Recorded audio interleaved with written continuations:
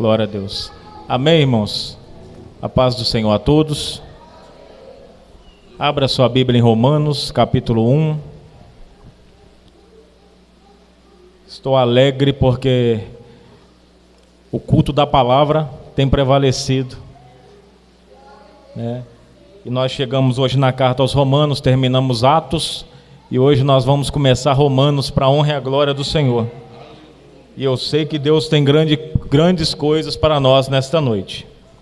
Abre a sua Bíblia em Romanos capítulo 1, vamos ler alguns versículos, e nós já vamos estar iniciando aqui a explanação da palavra de Deus. Som. Glória a Deus. Glória a Deus. Aleluia. Os irmãos encontraram? Amém? Romanos 1, versículo 1.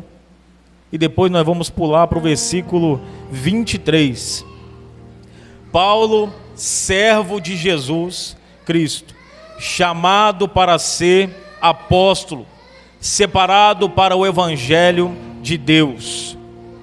Agora 23, e mudaram a glória do Deus incorruptível por uma imagem feita à semelhança do homem corruptível, e de aves, e de quadrúpedes, e de répteis, porque Deus também os entregou à imundície, porque por meio das luxúrias de seus próprios corações, para desonrarem seus próprios corpos entre si, os quais mudaram a verdade de Deus em mentira e adoraram e serviram mais a criatura do que o Criador, que é abençoado para sempre. Amém.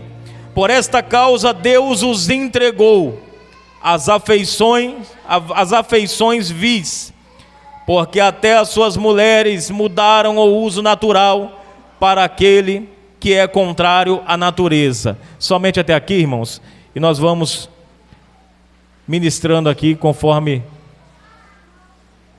a palavra de Deus for aqui avançando. Primeiramente, irmãos, é importante nós, antes de iniciar qualquer tentativa de interpretação de um texto, de uma carta, nós temos que perguntar qual o propósito da carta. Para qual propósito a carta aos Romanos foi escrita? E há algumas considerações iniciais que nós temos que fazer, e é aquele momento que quase ninguém gosta, mas é importante. Se você ficar até, irmãos, o final com a atenção presa, você vai glorificar mais ainda no final. E essa carta ela foi escrita aproximadamente meados de 57 a 58 depois de Cristo. Paulo estava naquela viagem de Atos 20, quando ele está indo para Jerusalém e ele para na Grécia. E na Grécia ele para em Corinto, na casa de Priscila e Áquila, diáconos do Senhor. Em 3 meses, a Bíblia vai dizer, na casa de Priscila e Áquila, ele vai escrever a carta aos Romanos. Uma coisa que me chamou muita atenção ao ler a carta aos Romanos é que Paulo nunca esteve em Roma, a não ser no dia da sua morte. Paulo apenas conhecia que havia irmãos ali, porque ele diz no texto que o testemunho deles, da fé deles, ia longe, e ele glorificava a Deus porque o testemunho deles de fé alcançava a muitos. Então ele expressa que há um desejo muito grande de estar lá. Só que como nem tudo vai ser do jeito que nós queremos ou planejamos, Paulo ele vai chegar lá, só que amarrado. Paulo ele vai chegar lá e não vivo como ele imaginou, mas vai chegar para ser sentenciado à morte. Ele vai ser sentenciado por Nero, 60 anos depois de Cristo aproximadamente, na Via Ápia. Então, irmãos, entenda, nem sempre as coisas vão acontecer do jeito que você deseja que ela aconteça. Mas eu pergunto, o propósito de Paulo em Roma foi cumprido ou não? Foi. Porque a carta, se Paulo não é impedido pelo Espírito de chegar a Roma, ele não escreve a carta. Se ele não escreve a carta, nós não teríamos o maior tratado teológico, nós não teríamos a maior revelação da graça, da fé e da salvação, que só tem em Romanos. Romanos é o livro que vai trazer toda essa revelação. Então você entende que Deus, para Paulo, impede ele de ir, porque Deus queria que ele escrevesse. Eu imagino Paulo ali sendo impedido pelo Espírito Santo na casa de Priscila e de Áquila, e ele pensando: estou aqui, não estou entendendo porquê, eu queria estar lá. Mas de repente Deus, eu acredito que traz no coração de Paulo: escreve, porque com a sua boca e com a sua presença talvez você alcançaria apenas Roma, mas através da carta você vai alcançar o Brasil, a Angola, a África, os Estados Unidos, vai alcançar a América, os europeus e toda nação, todas as nações do mundo você irá alcançar. Então escreve. Eu já disse aqui que quando Deus nos impede de fazer algo, significa que Deus quer nos dar mobilidade e Ele quer nos fazer chegar onde nós nunca chegaríamos com nossos próprios pés. Louvado seja Deus. Então, avançando aqui, irmãos, a carta foi escrita por um escrivão assistente de Paulo chamado Tércio. Romanos 16, 22. Eu, Tércio, escrevi essa carta. E por que Tércio e não Paulo? Porque Paulo, a Bíblia dá uma margem muito grande nos mostrando que ele tinha um problema na visão. Paulo confundiu o sumo sacerdote. Ele olha para o sumo sacerdote e ele não consegue enxergar.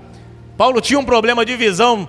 Os estudiosos dizem que era uma conjuntivite crônica que havia em Paulo. E talvez seja um desses que crê dessa forma. Talvez o espinho na carne, o qual ele ora a Deus para tirar. Eu creio que pode ser esse. Talvez eu seja um desses que crê dessa forma, junto com esses estudiosos, tá, irmãos? Porque ele pede, e tem uma igreja, a igreja de Filipenses fala assim: se nós pudéssemos, nós daríamos os nossos próprios olhos a você, Paulo. Então tudo indica que havia um problema nos olhos, então ele não podia escrever. Quem escreveu? Tércio. Mas eu louvo a Deus porque quando você não pode fazer algo, você precisa entender que Deus não conta com você sozinho nesse projeto. Deus sempre colocará pessoas do seu lado para poder agregar no propósito. Não é você fazer tudo, é você fazendo uma parte. E Deus vai enviar alguém para fazer a outra parte que também é necessária. Louvado seja Deus. Deus tem um Tércio preparado para a tua vida. Para todo mundo Deus tem um Tércio preparado para te auxiliar na sua dificuldade. Louvado seja o nome do Senhor. Mas ele não tem só o Tércio. A Bíblia diz que a carta foi entregue também por uma pessoa que nós podemos dizer anônima, chamada Febe, uma diaconisa, que estudiosos dizem que ela tinha um poder aquisitivo. Era uma diaconisa crente, mas que tinha condição de fazer viagens até Roma, quando necessário, para entregar a carta. Porque a carta não é entregue por inteiro, mas por parte. Tá, irmãos? Então, Febe vai ser a emissária da carta. Os irmãos estão pegando? O autor, Paulo. Paulo escreveu a carta, é incontestável. Ele diz: eu, Paulo, servo do Senhor Jesus. E lá no final: eu, Tércio, escrevi. E Febe, eu enviei. Por que eu estou dizendo?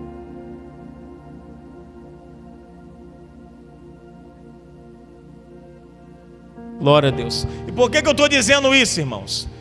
Porque todos eles eram de Corinto, exatamente onde Paulo estava. Deus colocou Paulo onde havia assistentes, pessoas para poder ajudá-lo. Paulo queria chegar em Roma, ele queria que já que ele não poderia chegar, ele queria que a carta chegasse. Então ele precisava de pessoas que acreditasse no projeto e levasse a carta. Então ele teve pessoas que se prontificaram. Eu ajudo, eu estou dentro, é para levar o evangelho? Conta comigo, Paulo. Eu não sei falar como o senhor, mas eu sei escrever como ninguém. Então deixa comigo que eu escrevo.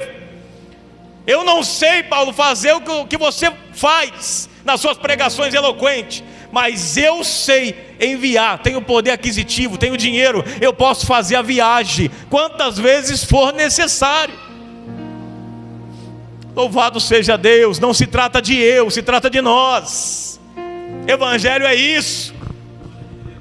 Isso é a introdução, mas agora vamos entrar no texto. Glória a Deus. Bendito é o nome do Senhor.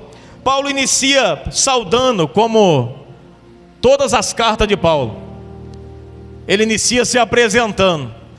Só que aqui há uma ressalva. Paulo ele não se apresenta normal. A apresentação de Paulo ela vai durar mais tempo. Ele vai utilizar 7 versículos para apresentar. Ele não.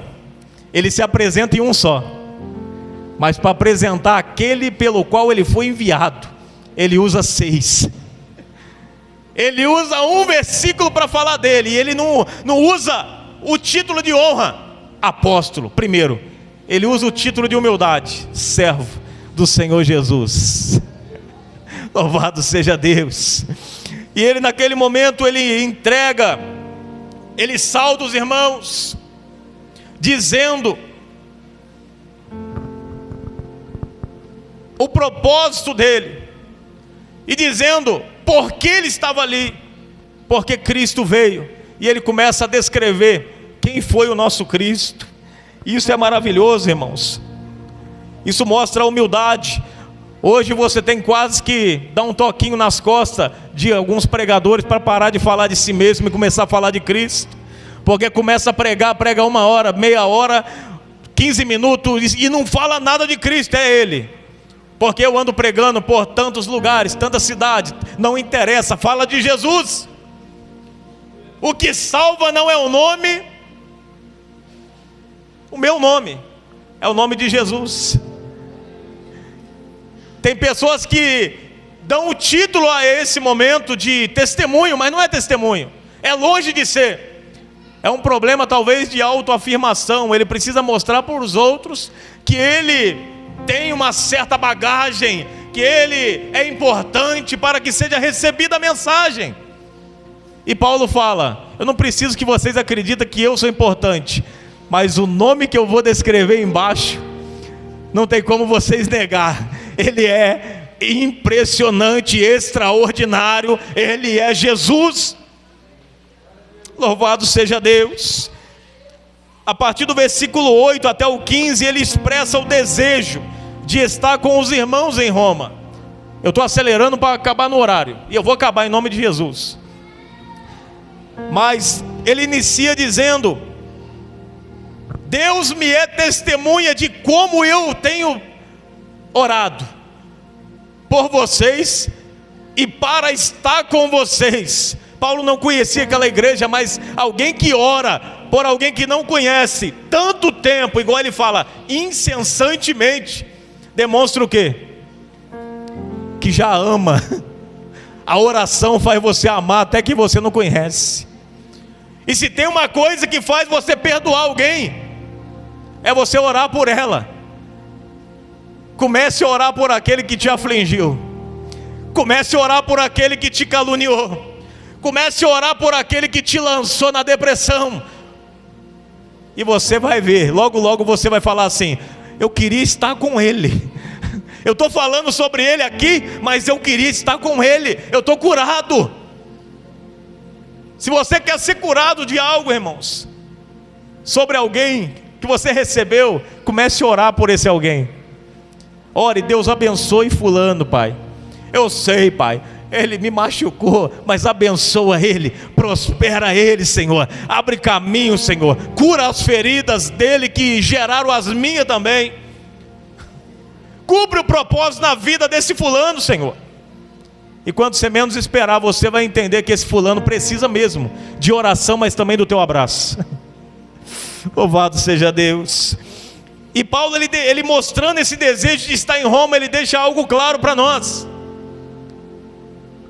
Paulo, apóstolo do Senhor Jesus, o homem que foi até o terceiro céu, o homem que recebeu a revelação da graça, o homem que recebeu, não estou querendo envaidecer ninguém aqui não, é Cristo, tá, irmãos? É o que Cristo fez através de Paulo, mas só para você ter noção do que Deus pode fazer através de um homem que se desprende do eu para fazer a obra dele. Então era esse homem, Paulo. Ele vai dizer: eu tenho o desejo de congregar com os irmãos. Eu não entendo por isso, porque tem pessoas que têm dificuldade de congregar. Porque na igreja tem picuinha, porque na igreja tem problema, porque na igreja tem hora que o problema fede, porque na igreja tem hora que é muita calúnia, é muita fofoca, é muita arrogância, é muita petulância, competição. Meu filho, toda a igreja tem isso. Nenhuma igreja é perfeita, e se você olhar na Bíblia você não vai achar. É só você ler as igrejas de Apocalipse. Éfeso, tenho isso a favor de você, Éfeso, mas tenho porém contra ti. Conserta. Aí chega para outra, ele fala para Tiatira, se não me falha a memória, a esse ponto, Tiatira, eu sou a favor, mas você tolera Jezabel como profetisa na tua igreja. Eis que eu vou fazer deitar na cama, ficar de cama aqueles que se prostituem com ela. Olha para você ver. Nenhuma igreja é perfeita, irmãos. A Bíblia fala de uma igreja que tinha uns irmãos que queriam devorar um ao outro. A Bíblia fala de igreja onde tinha um indivíduo que estava tendo relação com a mãe, com a madrasta.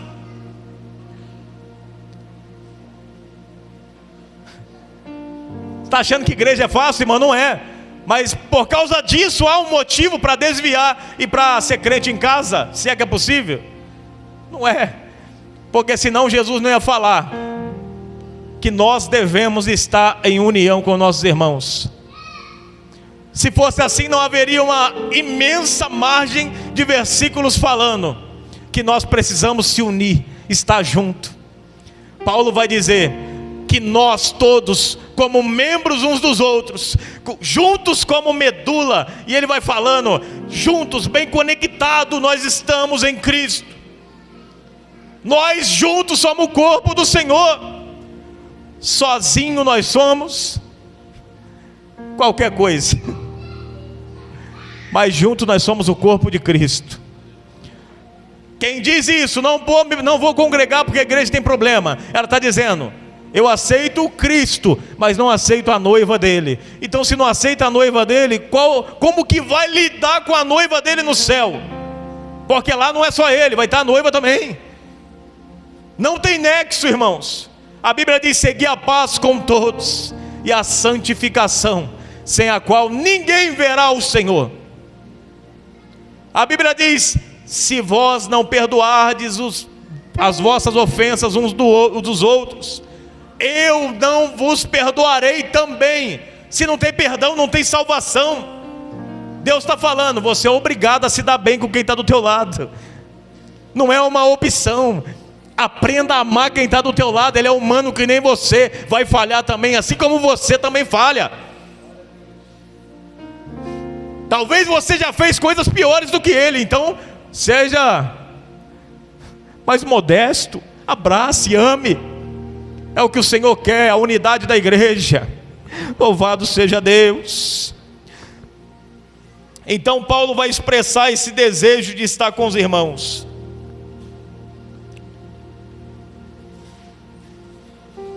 O terceiro ponto aqui, Paulo revela seu real propósito. Qual era o propósito de Paulo em Roma? O que tinha em mente Paulo quando escreve essa carta? Está exatamente no versículo 16 ao 17. Porque eu não me envergonho do evangelho de Cristo, pois é o poder de Deus. porque nele a justiça de Deus é revelada de fé em fé, como está escrito: o justo viverá pela fé. E Hebreus parece que aperta mais. Eu gosto de usar Hebreus, porque uma vai fazendo conexão, um versículo vai conectando com o outro. Hebreus vai dizer, sabe o que, irmã Suzete? O justo viverá pela fé, mas se ele recuar, é o desejo de Deus, é Deus falando: a minha alma não tem prazer nele. Em determinado momento a carta aos Hebreus vai dizer: nós não somos daqueles que recuam para a perdição, nós somos daqueles que avançam, independente do desafio e dos problemas. Então essa é a igreja poderosa de Cristo, igreja que avança, não é retrógrada, é uma igreja que avança. Hoje nós vivenciamos uma igreja que tem medo do diabo, uma igreja que tem medo da oposição. Paulo não tinha medo da oposição, nem Jesus, irmãos, ele batia de frente. Que Deus levante uma geração de João Batista, que olha para aquela pessoa que mesmo que tenha o dízimo alto, olha e fala: se arrependa, arrependa, porque você, Deus está me mostrando aqui, parece cordeiro, mas há uma víbora aí, um instinto de víbora, querendo picar e querendo condenar pessoas. Se converte.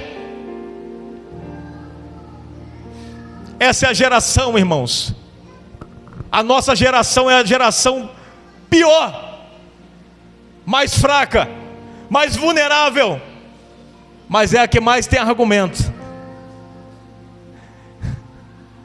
E ter argumento não significa ter razão, tá, irmãos? Todo mundo acha que sabe de tudo. Prova disso que tem pessoas querendo saber onde Deus está. Se Deus é Deus, eu tenho que tocar nele. Se Deus é Deus, eu vou estudar ele, vou colocar ele no laboratório e vou descobrir quem é Deus. Se você consegue colocar ele no laboratório como coloca um rato, ele não é Deus, é qualquer coisa. Ele nos coloca no laboratório, de vez em quando nós vamos. Vai passar no deserto, vai ser provado para me ver o que tem no teu coração. É Ele quem nos coloca no laboratório, não é nós que colocamos Ele. Louvado seja Deus. Então não existe, perdão, irmãos, avancei demais. Então o propósito era evangelizar os romanos e trazer reconciliação entre os judeus e os gentios na igreja de Roma. Estava ali gentio e judeu se bicando na igreja, irmãos. E briga que Paulo estava desgastado já de ter que falar isso na igreja. Paulo se desgastou em Éfeso falando: gente, tentando conjecturar o que Paulo disse no momento. Lógico que não foi isso, mas eu imagino: gente, a parede de divisão entre judeu e gentil foi quebrada. Ele fez de nós um só povo. Não tem mais divisão entre preto, branco, azul, amarelo. Não tem mais divisão entre homem e mulher, etc. Todos foram reconciliados a Cristo. Mas só que tem um problema. E ele fala para eles: ou vocês se unem, ou a salvação não vai chegar até vocês. Se não for de mãos dadas, ninguém chega no céu. A Bíblia deixa isso bem claro. Tem coisa na Bíblia que está amarrada, irmãos. E eu quero ver quem é o teólogo que vai conseguir desamarrar o que Deus amarrou. Ele falou: ou você se dá bem, ou você não chega lá. E por que isso? Perdoa, querido. Pede perdão, não tenha vergonha. Não, pastor, mas eu prefiro contar uma desculpa. É muito mais fácil pedir desculpa, né, irmãos? É muito mais fácil. Eu não vou eu não vou poder mais fazer isso, tá? Eu prometi, mas não vou poder fazer. Eu não vou contar isso, eu vou contar uma desculpa. Aconteceu algo, porque eu não quero me prejudicar. Só que isso não cura. Você não está falando a verdade. Você simplesmente está ocultando a verdade com uma desculpa. Você só está tirando a culpa. Só que isso não liberta, irmãos. O que liberta é o perdão. O que liberta é você pegar na mão desse crente do teu lado e falar assim: meu irmão, lembra aquele dia? Eu falei, eu sou assim mesmo, irmão. Eu tenho que melhorar, me perdoa. É isso que é atitude de crente, irmãos. Não é ficar batendo boca, tentando ver quem tem mais razão, não é isso. Até porque Deus nos deu o espírito de mansidão. Então, em nome de Jesus, que nós tenhamos a pessoas que associam essa euforia, esse instinto sanguíneo de alguns, de falar tudo na lata, como algo bom. Tem pessoas que associam isso a conhecimento, a uma pessoa que sabe muito, por isso fala assim, com ódio, com raiva, tem razão. Mas não, irmãos. Porque Paulo, a Bíblia diz que teve um lugar onde chegaram as cartas dele, que ele teve problema. Em Corinto, 1 Coríntios capítulo 10, 4 versículo 10. E os irmãos falavam: esse Paulo é estranho, porque pela carta ele é duro, mas de presença ele é fraco. Então Paulo falava com mansidão com os irmãos. Então que nós tenhamos essa mansidão. Sempre leia o outro antes de falar qualquer coisa. Procure ler, tenha o cuidado de ler. Como está a irmã Isaiane hoje, para mim poder falar com ela? Não, hoje não é o dia, eu tenho que falar um negócio com ela, é importante, mas não é para hoje, deixa para outro dia. Eu preciso falar algo para a irmã Edna, e é sério, aquele negócio que aconteceu na quinta-feira, mas eu não posso falar agora porque olha o semblante dela. Alguma coisa aconteceu hoje, ela precisa de abraço. Isso é para que a comunhão se estabeleça na igreja. Agora o quarto, irmãos. O quarto e último ponto aqui, que é aonde o negócio fica mais estreito. Eu falei com o evangelista Rogério, os irmãos podiam vir na quarta, que foi mais light. Mas glória a Deus, Deus sabe quem traz para ouvir palavras dessa forma. Significa que você não está no leite mais. Glória a Deus. A ira de Deus sobre aqueles que rejeitam a verdade. Aqui no versículo agora, irmãos, a partir do versículo 16, a partir do versículo 18 até o 32, vai ser descrito para nós uma série de pecados vergonhosos e a atitude do homem que fez resultar nisso. O pecado é resultado de pecados anteriores. Por que o pecado hoje, fulano de tal, está assim, pior? Porque ele começou primeiro com um pecado menor. Chega um momento que o diabo fala na mente dele: não se preocupa, não precisa nem pedir perdão. E há até um pastor no YouTube que disse que eu não preciso, porque Deus perdoa. E perdoa mesmo. Mas uma coisa é pecar por ignorância, outra coisa é pecar sabendo que está errado. Deus não tem o culpado por inocente. Louvado seja Deus. Agora aqui, irmãos, eu vou ler aqui um texto, baseado aqui, tudo aqui, irmãos, tirado desse texto. E você vai saber porque eu vou citar o versículo, tá bom? Primeiro, Paulo vai mostrar que não existe inocentes no quesito pecado. Todos nós somos pecadores. Não existe um ser aqui que pode dizer: eu não sou. Todos nós somos pecadores. E Paulo vai dizer isso em Romanos 3, 23. Porque todos pecaram e destituídos estão da glória de Deus. Todos. Isso porque nós viemos de Adão. Adão era o pai. Se Adão pecou, ele permitiu a entrada do pecado. Todos que nasceram após Adão, nasceram em pecado. Só que tem uma coisa, irmãos, que é interessante demais. Lá em Deuteronômio, Deus vai dizer: haverá um dia que eu vou tirar esses mandamentos da pedra e eu vou colocar na consciência, eu vou colocar no entendimento deles, e ninguém vai falar que não sabe ou que precisa que alguém diga o que é verdade, porque eu coloquei na consciência. Segura isso é importante para você entender o restante. Então todos nós somos indesculpáveis diante de Deus. Não há desculpa. Diante de Deus não há, irmãos, como se desculpar, se justificar.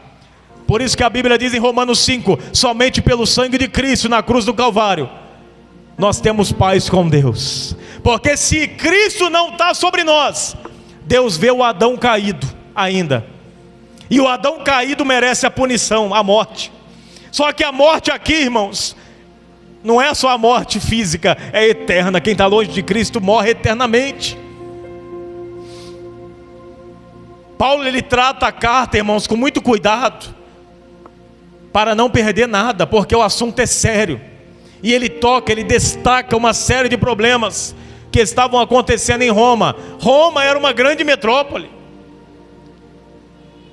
Roma tinha aproximadamente 1 milhão de habitantes naquele tempo. Olha a luta de Paulo para pregar ali.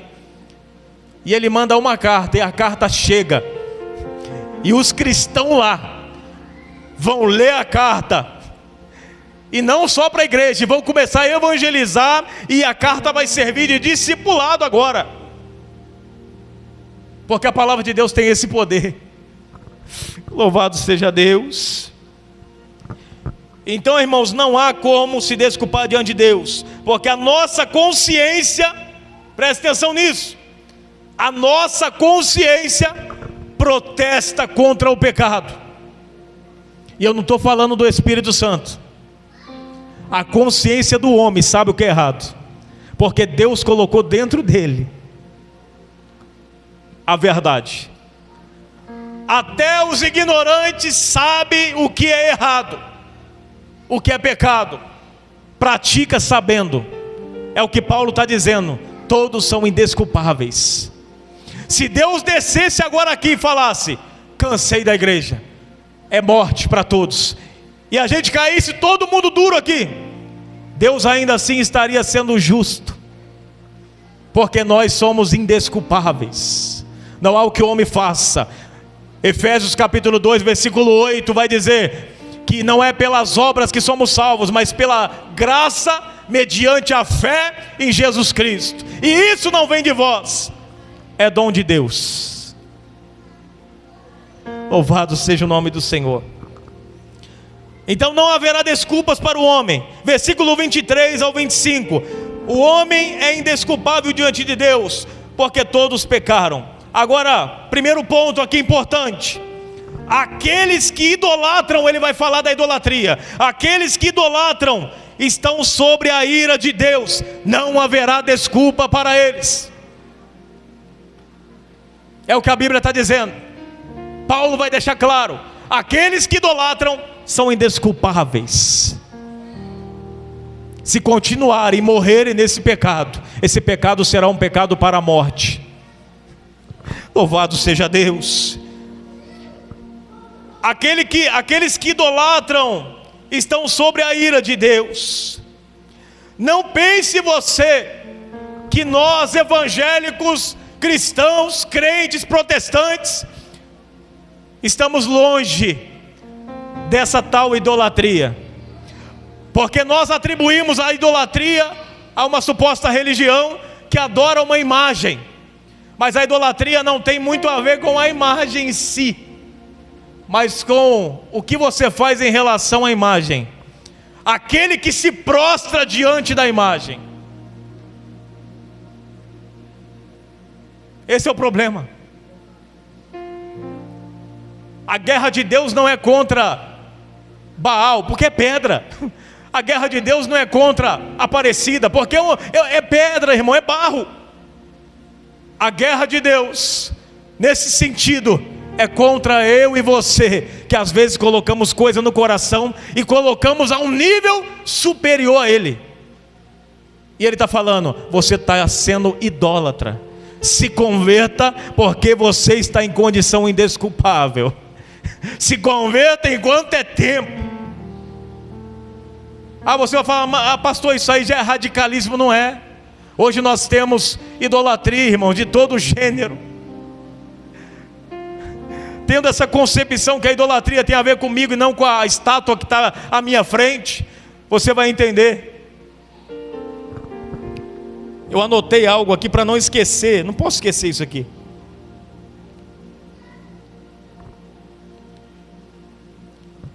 Louvado seja o nome do Senhor. Olha as formas modernas de idolatria hoje da igreja. Primeiro, hoje é o culto à celebridade.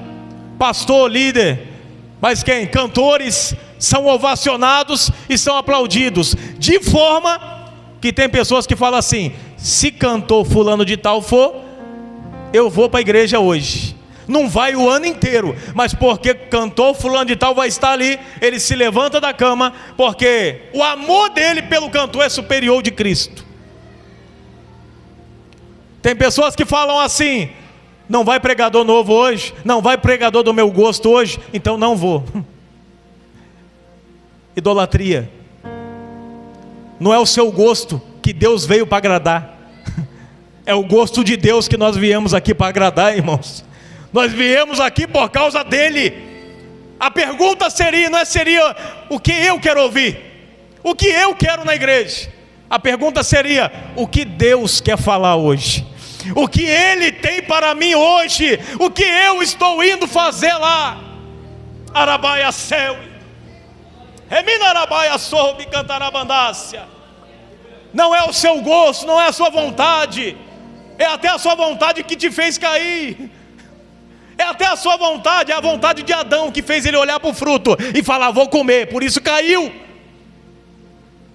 Não seguir pela tua vontade, pelos seus desejos, pelos seus olhos, porque isso vai te levar para o mal. Louvado seja Deus. Ao materialismo, ou seja, a pessoa muito voltada para o material e para o consumismo. Tem pessoas, se você pedir algo emprestado a ele, cuidado, porque se você não devolver, coitado de você depois, tá bom? E tem que devolver. Mas há pessoas que têm um prendimento muito grande a coisas materiais. Outros têm um ídolo chamado mamão, o dinheiro. Ele trabalha de segunda a sexta e é hora extra de todo gênero, e faz bico de todo gênero, porque ele quer ter mais. Louvado seja Deus. Que Deus tenha misericórdia de nós. Hoje a idolatria da dependência da tecnologia. Sem celular não dá. Nacionalismo extremo, o que nós chamamos de patriotismo, extremo. Busca excessiva por saúde e beleza. Há pessoas que eu já falei aqui: deita na cama de cirurgia, tira o nariz, deita de novo, tira um pedaço do bucho, vai lá, deita de novo, tira um pedaço da orelha porque não me agrada, procurando preencher o vazio que há dentro dele, que só pode ser preenchido por Deus. Além de ser idolatria, ele está preenchendo algo que não tem como preencher com isso. Ficar mais bonita ou mais bonito não vai preencher o vazio que só Deus pode preencher. Louvado seja Deus. Sobre aqueles que vivem na homossexualidade, tem que falar, não adianta. E hoje é até perigoso falar, mas fazer o quê? Estou pregando a Bíblia, irmãos. Sobre aqueles que vivem na homossexualidade, versículo 25 e 27 ao 27. Não haverá desculpas para eles. Eles em sua consciência sabem que estão pecando. Todos eles sabem que estão pecando, mas decidiram aceitar esse estilo de vida. E deixa eu te falar, dar uma dica para alguém, talvez, que esteja querendo se livrar da homossexualidade. Pastor, não consigo me livrar desse desejo. E talvez você não vai conseguir, porque é comportamental, é algo mais psicológico do que tudo, mas talvez você vai ter que conviver, renunciando o desejo. Que tem gente que acha que Deus vai curar e a pessoa vai dar uma amnésia. Mas às vezes não. Às vezes Deus vai te dar graça, e você vai ter que olhar, desejar às vezes, mas vai resistir o pecado.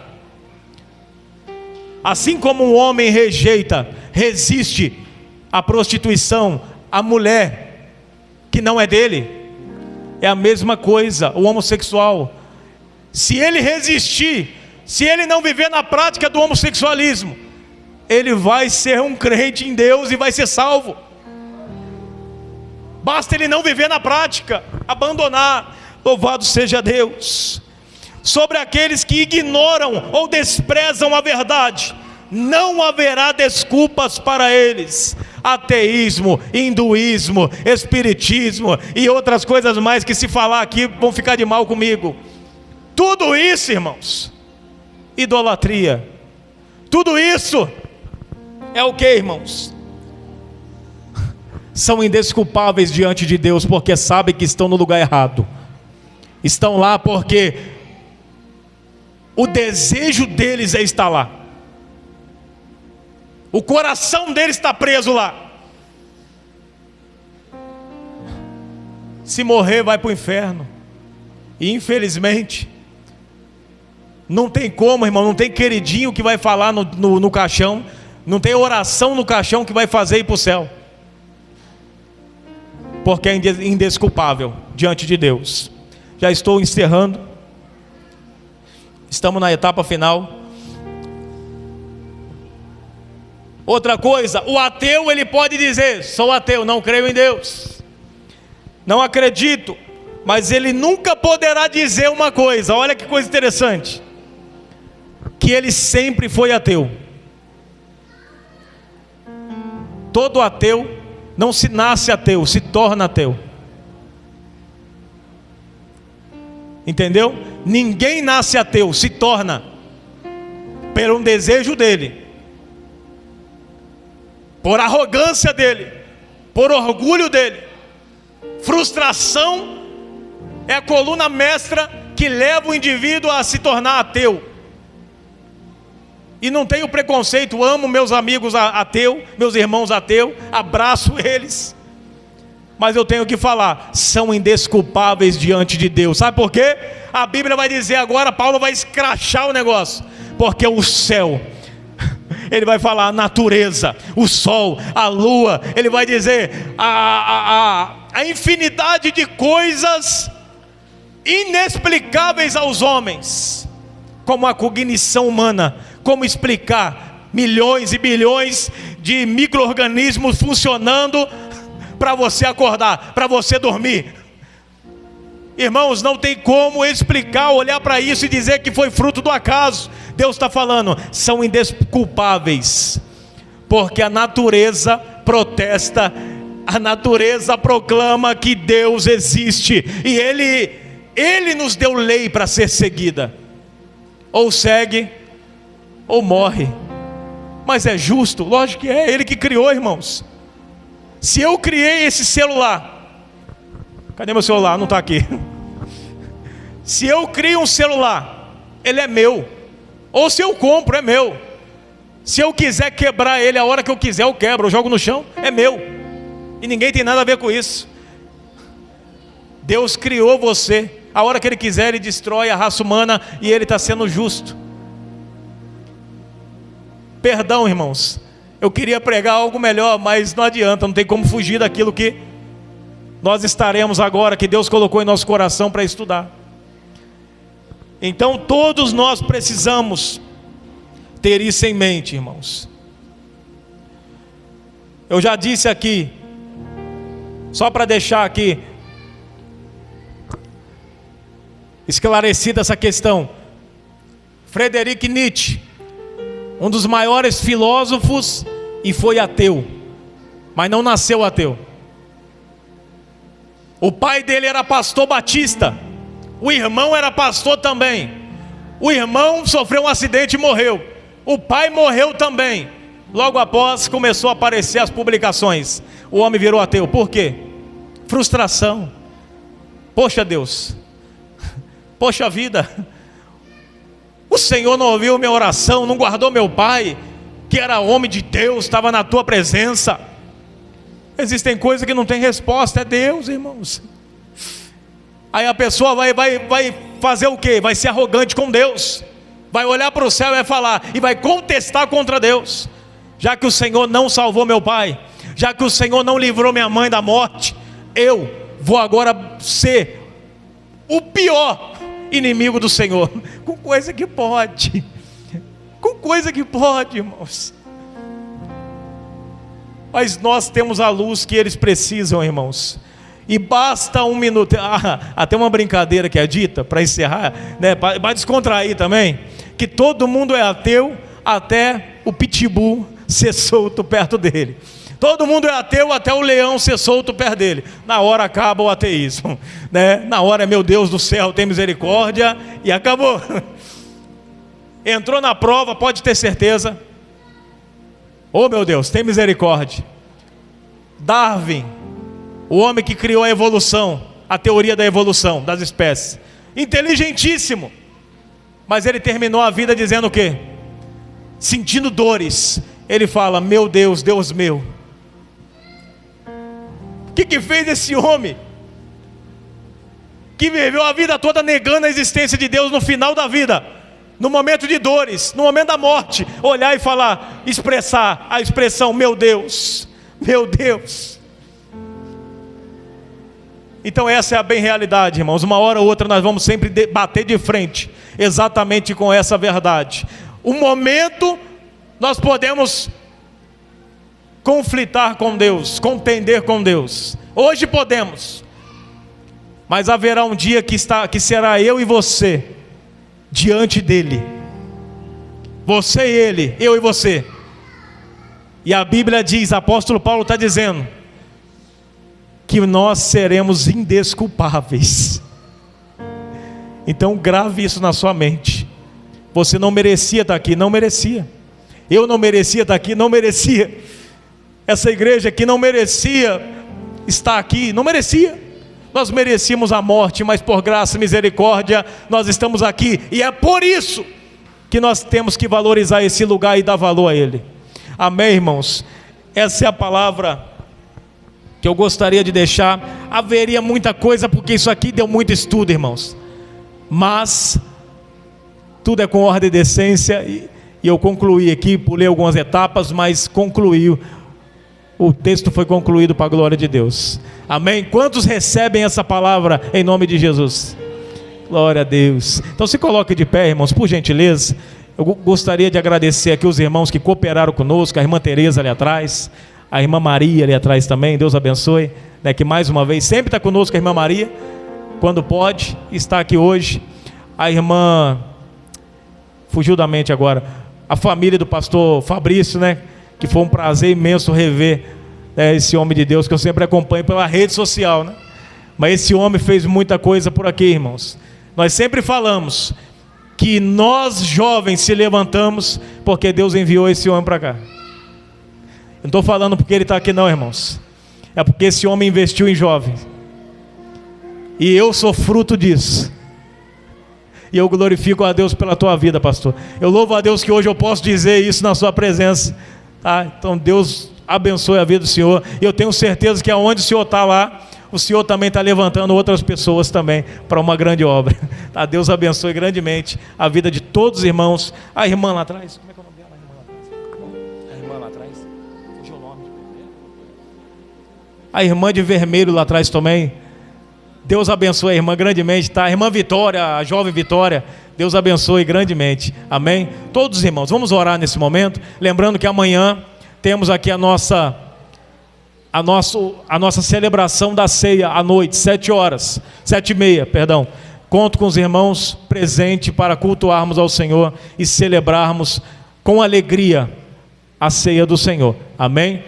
Domingo, Escola Bíblica Dominical, EBD, às 9, consagração às 8, 10h30, ensaio dos jovens e 7h, culto da família.